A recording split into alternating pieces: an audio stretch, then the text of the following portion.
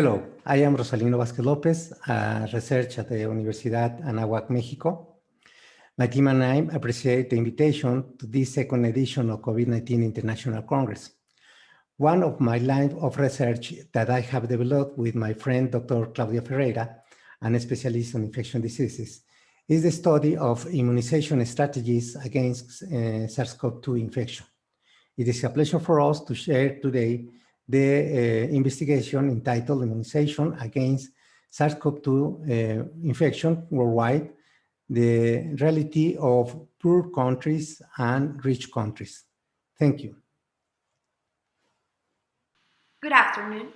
We are the research team of the Dr. Rosalino Vázquez López from the Universidad Anáhuac Norte in Mexico and the Dr. Claudia Ferreira from France. We are glad to be here. We are thankful for this opportunity to be in the second e-Congress International COVID-19. We are confirmed by Lisbeth Ortiz Ríos, Brian Emiliano Esteves Toledo, Gabriela Victoria Navarro Ortiz, Ángel de Jesús Hernández Flores, and me, Atsuira Romero Miguel. We're going to talk about immunization against SARS-CoV-2 worldwide, the reality of poor countries and rich countries. We hope you enjoy this presentation and feel free to give us some questions here in the commentaries. We will be answering all the questions that you give us, so let's start.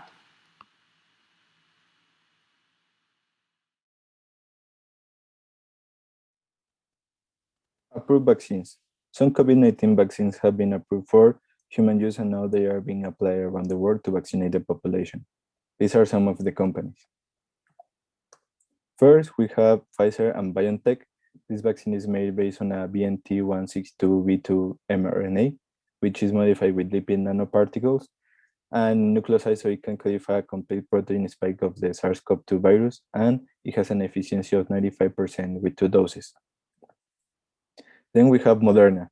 This mRNA-1273 vaccine is made based on a lipid nanoparticle encapsulated mRNA, where it has an efficiency of 94.1% with 2 doses.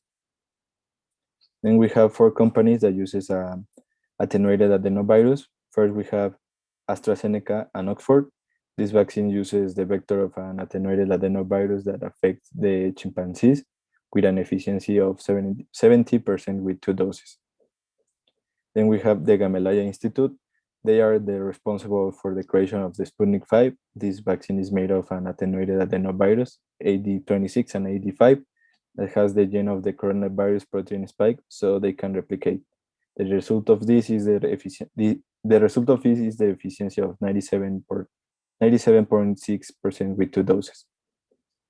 Then we have CanSino Biologics. This vaccine uses the cloning vector of an attenuated adenovirus 5 that doesn't have the genes E1 and E3. It requires only 1 dose with an efficiency of 65.28% in the prevention of symptoms, 68.83% in the prevention of all illness, 90.07% in the prevention of a serious illness 20 days after the vaccination, and 95.47% in the prevention of a serious illness 14 days after the vaccination. Then Johnson & Johnson, this vaccine is made of an attenuated adenovirus, AD26, that makes the immune system produce antibodies against the spike proteins of the coronavirus. The result of this is the efficacy of 72% with 1 dose. Then we have 2 companies that uses an attenuated SARS-CoV-2 virus. First, we have Sinovac. This vaccine is made of an attenuated SARS-CoV-2 virus, so the body can make antibodies against the virus. It has an efficiency of 50.4% with 2 doses. And the last one is Sinopharm. Just like Sinovac, Sinopharm is one of the 2 companies that made a vaccine made of an attenuated SARS-CoV-2 virus that can produce an immune response with an efficiency of 86% with 2 doses.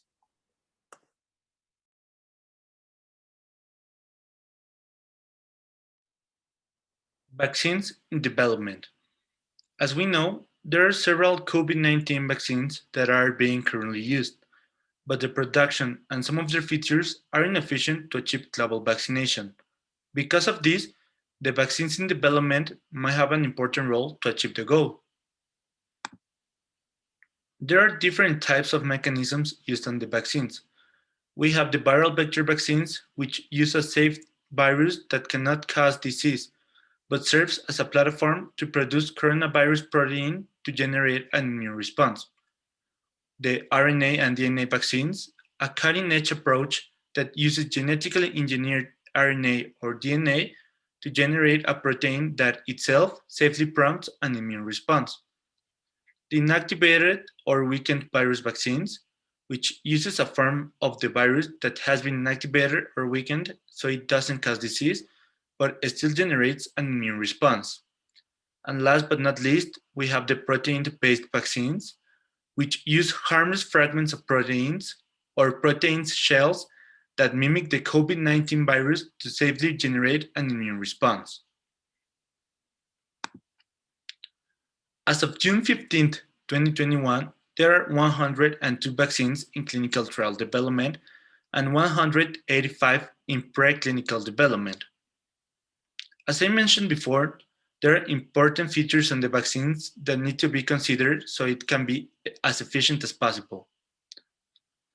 The first feature is the number of dosages needed. The less dosages needed, the more people that can be fully vaccinated. And the second feature is the storage temperature. Not all of the countries have the conditions to transport and storage vaccines that need to be on very low temperatures. This is a chart of the dosages needed and the days that have to lapse between shots for the vaccines that are currently on the clinical trial development. But there's no information yet about the temperature requirement during the transport and storage of the vaccines. Let's talk about the importance of the situation about COVID-19 vaccines and the difficulties that have been occurring since the pandemic started.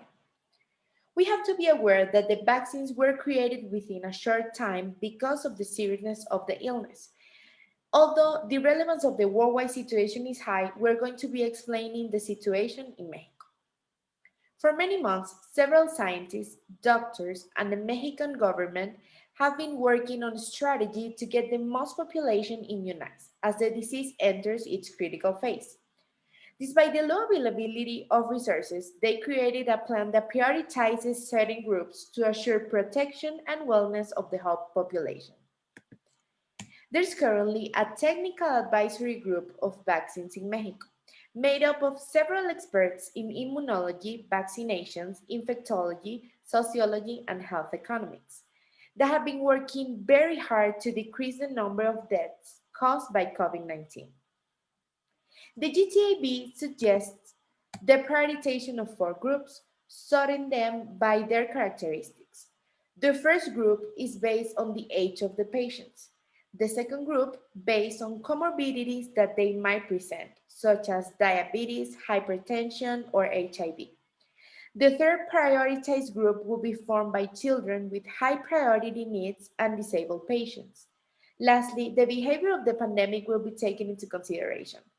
The main concern is the population density being an important factor in the mitigation and control of the virus because of the way of transmission COVID-19 has presented. As we see here on the screen, we have 5 stages that the Mexican government have been following, including and grouping certain people, such as healthcare personnel, people over 60 years old, and they lowered the age by 9 years as the vaccinations occur. It is very important to highlight that this is the original plan that the Mexican government, along with the healthcare experts, presented. It does not mean that it's going to be accomplished for sure, but it works as a guidance and a strong plan to control the situation that not only our country, Mexico, but the whole world has been facing. Now, we are going to talk about organizations. The biggest challenge to vaccinating the world against the coronavirus has to do with the fact that rich countries monopolize COVID-19 vaccines compared with poor countries. Along the pandemic, organizations like World Health Organization, Pan American Health Organizations, UNICEF, and others have been working in the planning of strategies of equitable distributions of the vaccines. especially the distributions of vaccines in poor countries. This is the reason why COVAX arises. COVAX is an alliance created by the French government, the European Commission, and the WHO in response to this pandemic, co-led by the Coalition of Innovations in Epidemic Preparedness, Gavi, and the WHO, together with the UNICEF, to guarantee equitable access to the vaccines that are developed against the COVID-19 coronavirus. COVAX is the global access fund for COVID-19 vaccines that offers doses for at least 20% of the population of the countries and deliver them as soon as they are available to help to end the acute phase of the pandemic. In the same way, COVAX aims for 2021 to grant 2 million doses for a quarter of poor countries.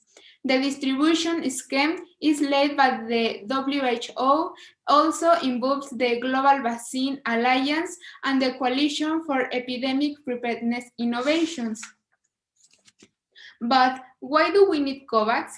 COVAX is necessary because without it, there is a very high risk that large numbers of people in the world would not be immunized against SARS-CoV-2, allowing the virus and its impact to continue without end.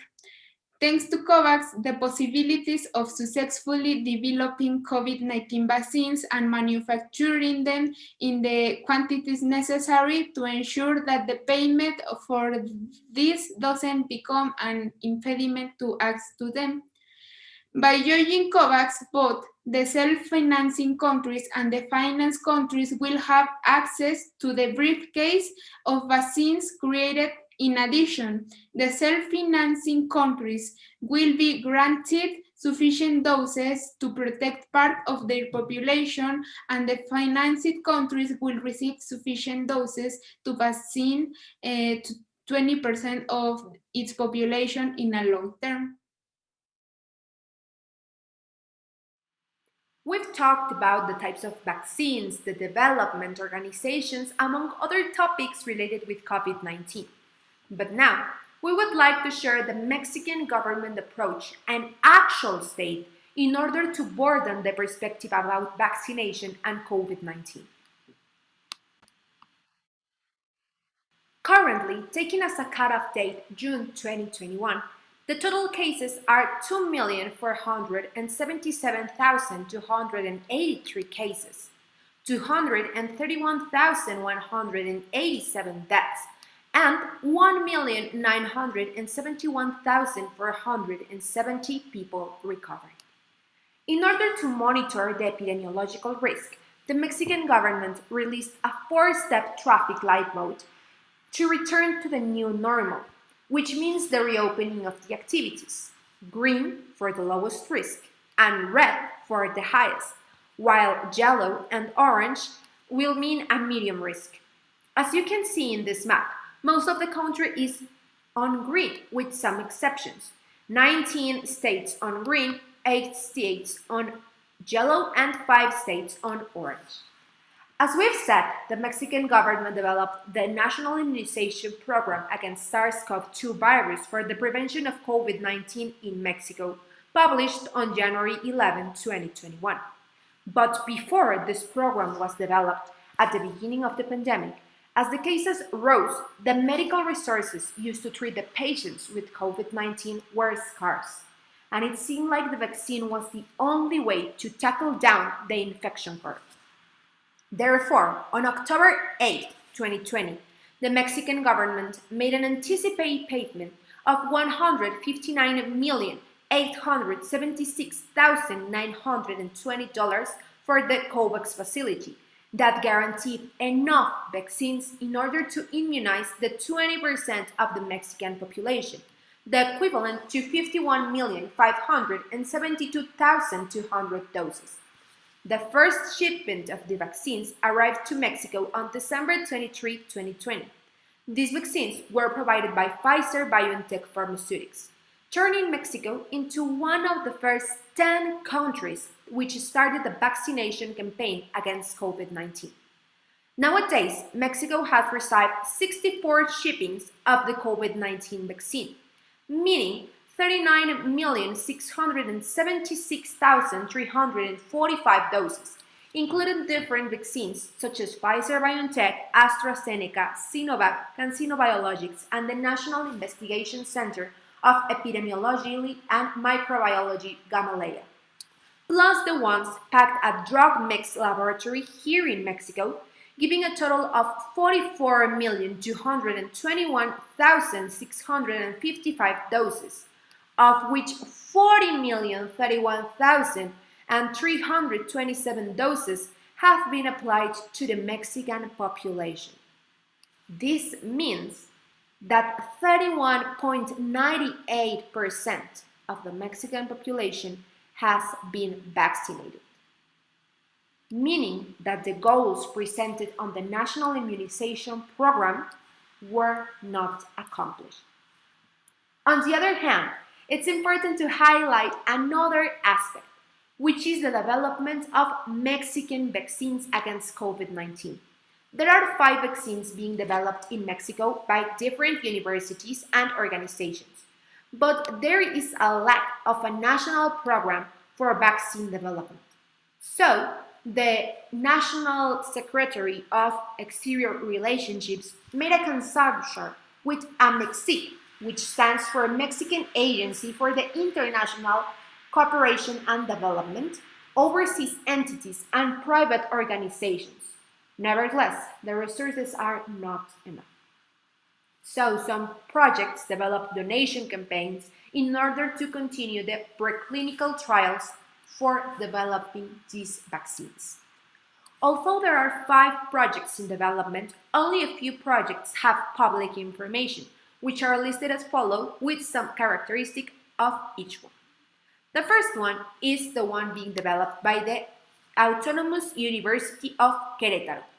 This vaccine is a recombinant protein, specifically the spike protein of COVID-19. The stage of this vaccine is a preclinical stage with animals. The second one being developed by the National Autonomous University of Mexico. The name of this vaccine is UNAM and APRP9. The stage is in phase 3. The third one is the one being developed by the Universidad Michoacana de San Nicolás Hidalgo. This type of vaccine is a recombinant protein mosaic type, which means that it could be adapted to mutations of the virus. The fourth one is the National Polytechnic Institute. This vaccine uses the nanoplasmid technology, and it's being developed in collaboration with the Gould-Stefano Group and investigators of the Baja California University. A part of this vaccine is going to be manufactured in other countries, and the preclinical trials, controls, and assays will be developed in Mexico. And lastly, but not less important, is the Patria vaccine. This is a collaboration between the Avimex laboratory, the National Institute of Respiratory Disease, the Mexican Institute of Social Insurance, and the Health Department of the Mexican government. Although we can't completely say it's a Mexican-developed vaccine because they bought a license for the use of the technology provided by Medical School Mount Sinai and started the preclinical trials, and nowadays this vaccine is being tested in humans and we're expecting news for July. The type of this vaccine, it's a vector immunization. Merci beaucoup pour votre attention. Nous apprécions le temps que vous avez pris pour écouter cette présentation et retournons à l'écouter votre question. Nous répondrons à toutes les questions dans les commentaires au Facebook. Nous sommes l'équipe de recherche du Dr Rosalino Vázquez López de la Faculté de Sciences de la Santé de l'Université Anáhuac, Mexique, et nous envoyons un salut du Mexique. Au revoir.